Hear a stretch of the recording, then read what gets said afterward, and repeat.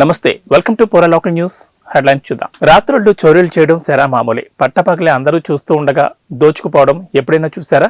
అటువంటి సంఘటన సామాజిక మాధ్యమాల్లో వైరల్గా మారింది. ధనవంతుడి ఇంట్లో లేదా ఆభరణాల షాపుల్లో చోరీకి పాల్పడితే జీవితం సుకూన్గా సాగుతుందని ఆలోచిస్తారు. కానీ ఐఫోన్ షోరూంలో ఫోన్లు దోచుకున్నాడు ఈ దొంగ. తాను చోరీ చేస్తుంటే షాప్ యజమానితో పాటు కొనుగోలుదారులు సైతం కళ్ళప్పగించి చూశారు తప్ప ఎక్కడా అడ్డుకోలేదు. ఇకపోతే ఆ దొంగ 10 మందిని వెంట పెట్టుకుని రాలేదు. కేవలం ఒకే ఒక్కడు ఒంటరిగా రావడంతో అందరూ ముక్కును వేలేసుకున్నారు. 40 లక్షల విలువైన ఫోన్లను దోచుకుపోయాడు. విషయం తెలుసుకున్న పోలీసులు రంగంలోకి దిగి దొంగను గుర్తించి అరెస్ట్ చేసి జైలుకు తరలించారు.